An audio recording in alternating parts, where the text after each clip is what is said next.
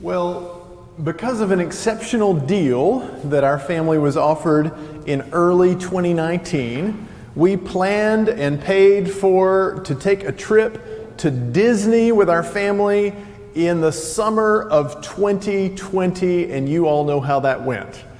But, like as has happened with many people, it was postponed for a year, and we were able to do that a couple of weeks ago.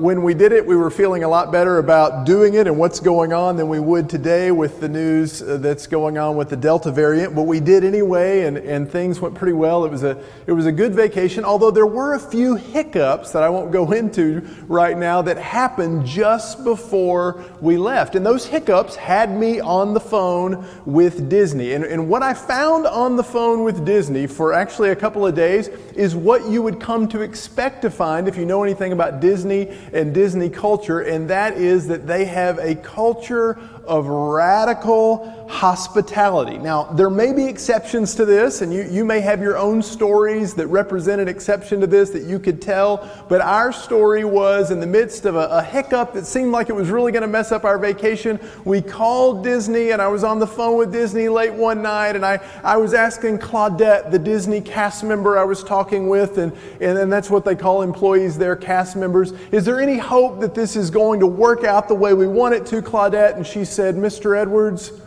Disney has a way of finding a little extra magic for people. And I just want you to know as you go to sleep tonight that we're going to sprinkle a little extra pixie dust on this reservation, and we're going to find a little bit of that magic for you. And with the context of all that was going on and the worry that we were experiencing in that moment, Claudette gave me a blessing that I won't soon forget. And this was not by accident. Now, not only did I experience this with others in talking with people at Disney and working with people at Disney, but I was supposed to. At the end of the vacation, or actually a little bit after, I was talking with a woman who has a daughter who works for Disney, and she was explaining to me the kind of training that they get when they go through what's called Disney University. And they go through Disney University, and they learn that when you are employed by Disney and become a cast member, whether you are working retail or managing the lines, whether you're sweeping floors or working in administration, no matter what you are doing, you are on stage. And when you're on stage, you're playing a role. And that role is supposed to be characterized by radical hospitality and generosity and grace and cheerfulness and poise. You're supposed to offer this kind of experience no matter who is in your face, whether that person is praising you or criticizing you. Whether the person confronting you is giddy with glee or frustrated with their experience, you are trained as a Disney cast member to help them move through this situation so that they can have a magical day. And that's what they say. This is the part they're supposed to play when they are on stage.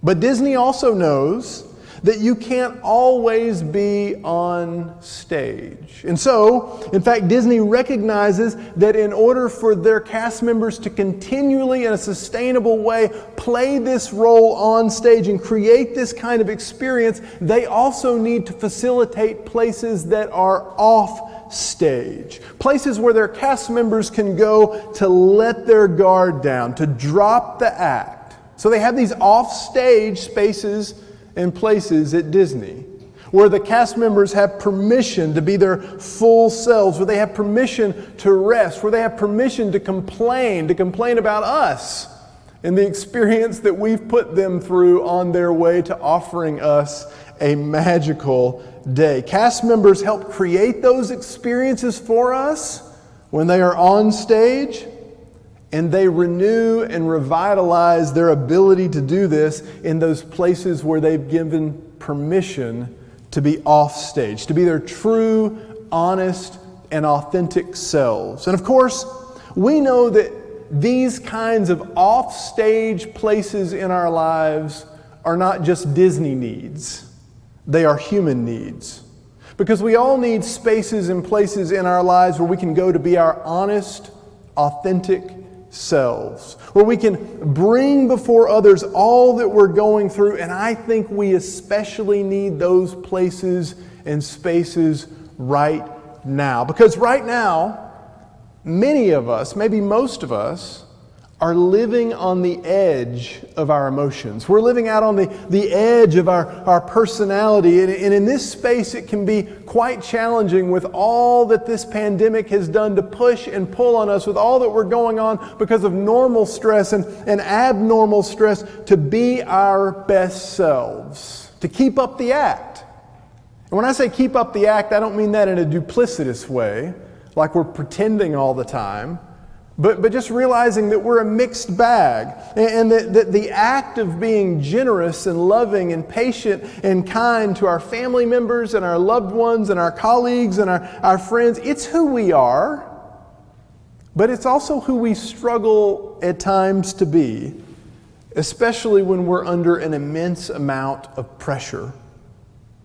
And so one of the things we need are spaces and places in our lives where that pressure can be diffused, can be alleviated, where we can be heard and understood, be honest and be ourselves before others and before God. And this is actually the kind of space that Psalms are meant to create in our lives. The psalm we're looking at today, Psalm 130, right here at the beginning, does something in broad strokes that many other psalms do in very descriptive and explicit ways. Psalm 30 is often referred to as the De Profundis, which is the Latin rendering of its opening line, out of the depths. Out of the depths I cry to you. Out of the depths this prayer is coming. Out of the deepest and darkest places in my soul, I offer these words to you, O God. In Scripture, the depths are often associated metaphorically with a kind of watery chaos. They remind us of those moments at the beginning of Genesis, at the beginning of creation, when God was hovering over the deep, when God was hovering over the darkness, when God was hovering over the watery chaos of creation. And in the midst of that chaos, God spoke light and life and order with God's powerful word. They're supposed to remind us of that moment in Exodus when the people of Israel had been in slavery, crying out to God for so long. And God then answered by delivering them from their bondage through the watery chaos of the Red Sea. They're supposed to remind us of those places in our lives where the winds and the waves kick up, the unsettling storms that we often go through that symbolize for us anxiety and depression and struggle and suffering. When we find ourselves in these kinds of deep emotional, spiritual, physical pits. A pit. This is what the psalmist means when he says he's crying out to God out of the depths. The great Old Testament scholar Walter Brueggemann has said, and I wrote this in a recent monthly article, that the Psalms can be divided up into three categories that really reflect three broad spaces in our lives: orientation, disorientation, and reorientation. So there are Psalms of orientation that reflect a time in life when things are going as they should, when we would expect them to go, and when God seems to be acting as we would expect God to act. We might say that the months before March of 2020 were a time of orientation for us, though we know there was still disorientation in our lives. And then there are Psalms of disorientation that reflect a time in life when something that has happened, some kind of great upheaval, and it's flipped some things upside down, and things aren't making sense the way they had made sense before. And we might say that March of 2020 brought many seasons and phases of disorientation into our life. And there are also Psalms of reorientation where we're moving beyond the disorientation to a new orientation, and things are starting to make sense again in a new way. And most of us have found ourselves longing for that so often over the past so many months. We're longing for that, but I say that right now we, like the author of Psalm 130, are in a season of disorientation. Out of the depths I cry to you, O Lord, says the psalmist. Hear my voice. Listen to me, God. Where are you, God? Where is your mercy, God? In other Psalms of disorientation, you'll hear the psalmist cry out in frustration before God in specific ways. You'll hear the psalmist name doubt and despair. You'll even hear an asking for vengeance or violence, where the psalmist is asking God to do things to their enemies that we wouldn't think that God, this side of the revelation of Jesus and His love, would even begin to venture to do, and perhaps God wouldn't. But that doesn't mean that we don't need those spaces and places in our lives where we can come before God honestly and name these kinds of things, where we can open up and be off stage and just say whatever is on our heart and on our mind. And I do need to be clear about that for a second, because I do think that some of us, many of us in our society, find some of those spaces all too often in the wrong places, where we, especially in places like Twitter and Facebook, but even in other places as well, will want to say whatever comes to our mind at whatever moment, no matter how mean or dispirited that might be. We've even seen Christians, right, in large numbers say things and do things and be mean in ways to people that in no way reflect the thoughtfulness and love of Jesus or the thoughtfulness or the fruit of God's Spirit in their lives. And so we do need to be discerning about where those appropriate spaces are for us to be completely off stage. I recently heard someone offer a piece of wisdom about when it is we should offer harsh words or critical words to people in our relationships that we feel like need to be offered, and I thought it was helpful. They said that when there are those moments, we should ask ourselves, does this need to be said first? Secondly, does this need to be said by me? And thirdly, does this need to be said by me now? And I would add to that, does this need to be said by me now, and how? And I found that helpful. So I offer it to you as a tool for wisdom in relationships. We need to be thoughtful and caring and discerning and sensitive with our words. But we also need to have spaces where we have permission to speak freely, where we can step off stage and offer to God and others what's going on in the deepest parts of our soul. And the Psalms as a whole tell us in no uncertain terms that our relationship with God ought to be one of those spaces. You know, I've noticed over the years that sometimes when people are disrupted and disoriented and they become really upset with God, sometimes their relationship with God just completely goes silent. And they're angry with God, and they'll express that anger in other spaces with other people, or they might even allow it to simmer in silence, but they won't express it to God. And this makes sense. This is a very human experience. And yet, the Psalms invite us to give that to God, not in some sort of cliche, trusting kind of way, but to offer our anger and our frustration to God, even about God. So what we see is, what the Bible is showing us here is that if we see it in the Psalms, we can do it in our lives, especially in our prayer lives. The Psalms are our biblical prayer book. The Psalms were the first prayer book and song book of the Jewish people. They're the prayer book and song book that the Jewish people have used for centuries. The Psalms are the first prayer book of the church, the first song book of the church. The Psalms are the prayer book and the song book of Jesus. The Psalms show us that crying out to God in frustration, even about God, is worship. That's what we see in the context of the Psalms. The Psalms invite us to come to God out of the depths, from the deepest places of gratitude and despair in our lives, to offer ourselves honestly before God, and that means the full range of emotions, our whole selves.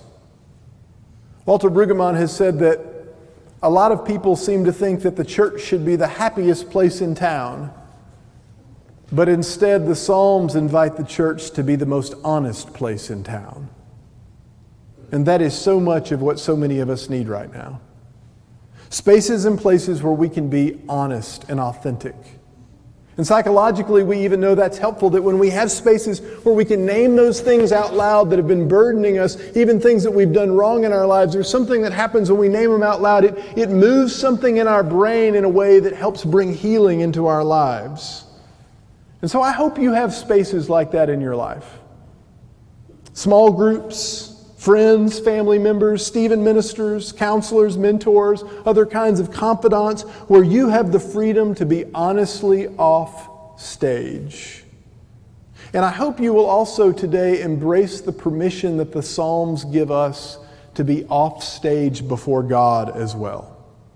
I thought we might begin to experiment with what that might be like by inviting you to write your own psalm. So if you have your worship guide, there should be an extra piece of paper in that worship guide. You may have a pencil that you can reach out and grab. And I don't expect you to write all of that right now, but what I wanted to do is offer you in this space of worship. And in a minute, Katie Joe's going to come and play for a few minutes, and you'll have even more time to do that, or she's already there.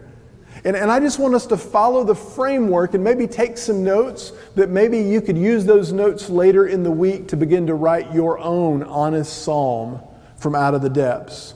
And here's the framework that I noticed here that I thought you might follow in your creation of your own psalm. Number one, the psalmist says, "Out of the depths I cry to you, O Lord." So what is that for you? What is the context and content of your depths right now? Is it fear? Is it uncertainty? Is it anger? Is it frustration? Is it despair? Is it depression? Are you feeling weary like I am from these regressions with what's going on with the virus? And what is hitting you right now? Where are you? What is the depths for you right now? Where are you? You might begin to journal in a space like these are the emotions. This is where I am right now. Secondly, and this follows what Angie was talking with us about earlier. What are you waiting for God to do right now? What are you hoping that God will do from the place of your depths right now? What are you longing for God to do? The psalmist says, "I wait for the Lord. My soul waits more than watchmen wait for the morning, more than watchmen wait for the morning." That is a deep, personal waiting. What is it right now that you are waiting for? Journal a little bit about that and prepare to express that to God. And then three, and finally, what is it that you believe is true about God in the midst of your waiting, no matter what happens? In many ways, Psalm 130 foreshadows the gospel. The psalmist believes that God is merciful and forgiving, that God does not keep a record of sins. The psalmist believes that God is eternally loving and always ready to offer redemption. The psalmist believes that our God is worthy of trust and hope. What is it that you believe right now about God, even in the midst of your uncertainty? What is it that you believe right now about God, even in the midst of your waiting, no matter what happens? Katie Joe's going to play for a few minutes before she leads us in the song of response. Just begin to journal about that. What is that place of depth for you right now? What are you longing for God to do? What do you believe about God, no matter what happens? We worship together.